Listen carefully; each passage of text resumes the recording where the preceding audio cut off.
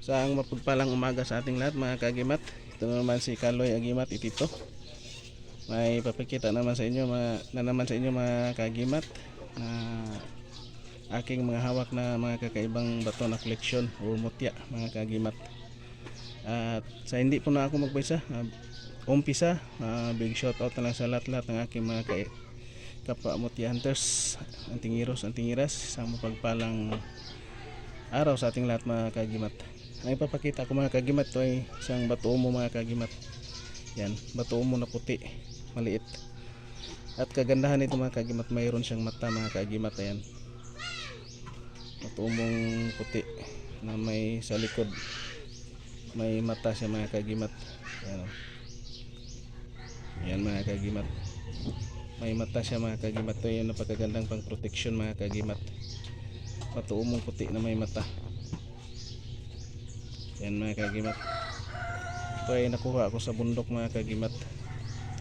Yan, at bihira lang talaga ito mga kagimat. Yan, yan, may mata siya mga kagimat. At mayroon pa tayong papakita mga kagimat. Ito lang yung isa sa mga nakuha natin doon na bago mga kagimat. Ito din mga kagimat yung ano natin, yung batong marang may pusod siya mga kagimat. Yan, yan. Pagkakuha ko sa kanya mga kagimat, ganyan na talaga, nang makintab na siya mga kagimat. Pero may mata din siya mga kagimat, parang pusod yan. Kahit linisan mo pa mga kagimat yung gilid-gilid niya mga kagimat, parang lumalabas pa rin yung pagka brown niya mga kagimat. Ayan, yan mga kagimat, kakaiba. Ito din, ganyan siya mga kagimat. Nagaganyan siya pagkakuha natin mga kagimat. Pag baliktad ko sa kanya, ganito yung resulta mga kagimat. Yan, napakagandang bato mga kagimat. Yan, may pusod mga kagimat. Yan. At ito talaga yung pinakamaganda mga kagimat na kakaibang mga kagimat. Kasi maliit lang siya mga kagimat.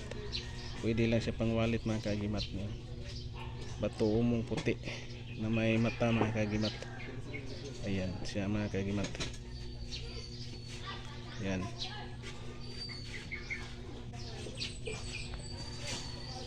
At maraming salamat sa lahat na aking taga-subaybay sa aking munting channel. Big shoutout sa inyong lahat-lahat. Please like, share, comment kung magustuhan yung video na ito. Importante mag-subscribe kung magustuhan yung video na ito mga kagimat. Ang mga koleksyon na mga mutya ay ito ay mga pang lamang mga gabay lang mga kagimat. Pinaka-importante yung pananalig natin sa Panginoong Diyos at pagdarasal sa araw-araw mga kagimat, na ilayo tayo sa mga hindi magandang pangyayari. And thank you for watching, and God bless ating lahat mga kagimat.